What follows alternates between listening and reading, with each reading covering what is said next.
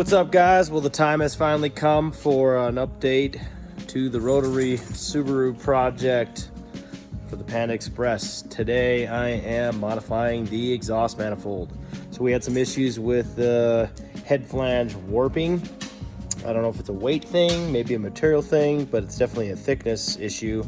The flange that I got was not very thick. Warped a couple times, we decked it, kept leaking, tried a bunch of different gaskets, so went with a new flange from PRL Motorsports. So this is a mild steel flange, 1/2 inch thick, nice machined part here.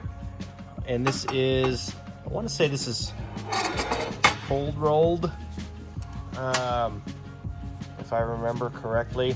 I'll have to verify that, but anyway, schedule 42-inch pipe, and what I did was sandblast the bottom portion of my manifold. This is a 321 stainless material that I got from Ace, and what we are doing is basically building a holding fixture to keep the position of the runners in the same spot. So what I did was brazed actually a piece of mild to another piece of mild, 3/4 by 2 rectangular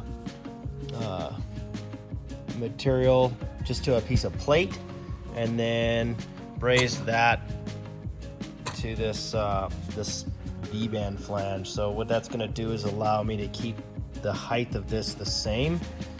So when I weld the new, after I cut the old flange off, weld the new flange on, the positioning isn't going to change, ideally. So I have a little bit of room to play with, but we're talking probably 1/4 inch. So stripped the Inconel shielding off. That was pretty challenging actually in itself. Just the amount of safety wire and stuff that those guys assembled it with was pretty insane. And it was also interesting to note that the assembly was so tight. It was very impressive, but so tight that this literally got so hot that there must have been some sort of transfer of material, and it would literally tack welded itself in a couple of spots on the inside of the manifold. It was very strange.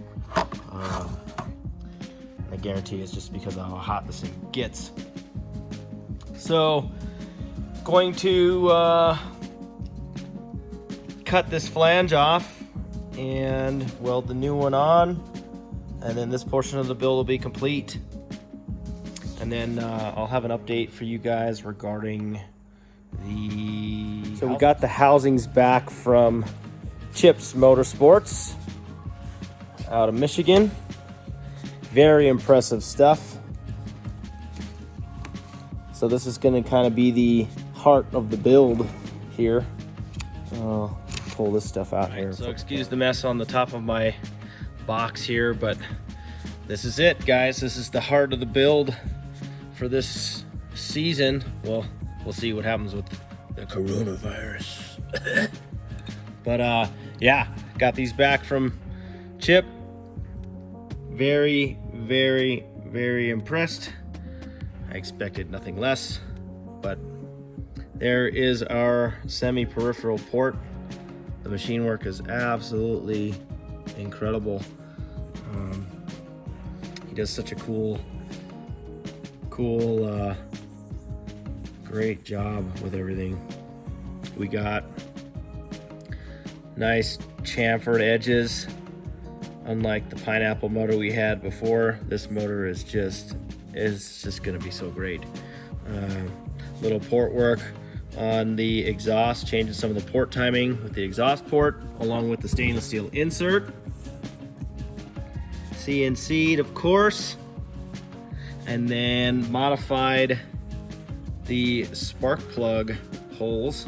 Got rid of the brows so we can use a normal socket and have more plug options for those, and then as well as cooling passages, as you can see here.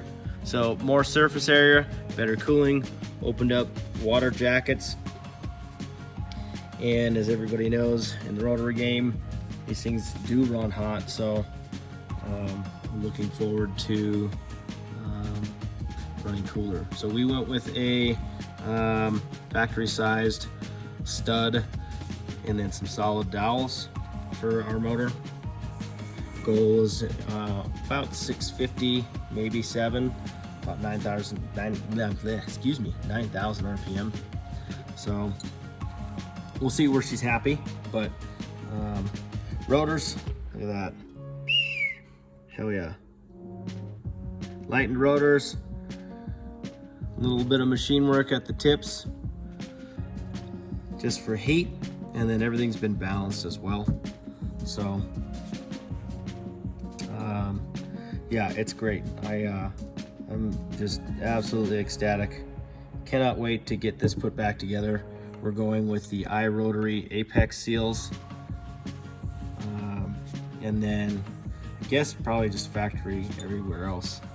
I'm planning for ordering the parts for the rebuild this week, so try to get that stuff coming, but busy with other stuff around the shop and finishing up another customer's car before I can get to my own stuff anyway. But so I figured I would jump to the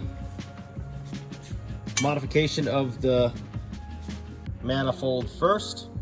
It's not something that I wanted to do. It's a pretty big bummer, but hopefully this will work, and we can get this issue taken care of moving forward. So Brandon's car is down here getting some things done. We added a dash bar to his roll cage. We're moving his seat position rearward about as far as we can go without modifying the cage. Let's see if I got the light here. Hey. And then put in a pedal box along with a false floor. So we're waiting. What are we waiting on? Waiting on the steering column and the column mount for this thing. But this is a pretty nasty car. It's got a Samson's 6-speed sequential in it, along with a fully built motor, 35R. This made about 650 or something. Tranny's currently at ZF Design, getting a freshened up, and yeah, pretty cool. This will be a cool track car to get back out on the tarmac. So a lot of mumbling, a lot of bumbling, but we're getting shit done. So sorry it's been a little bit since we've done an update, but things are moving forward. Everybody stay healthy out there.